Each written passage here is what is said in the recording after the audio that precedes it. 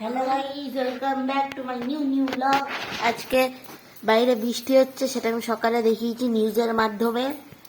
তো আজকে মাম্মাম বৃষ্টির দিনে ব্রেকফাস্টে কি রান্না করছে? এই চলে যাচ্ছে কালো জিরে, কিন্তু কোরবাটা কি? কাঁচা লঙ্কা,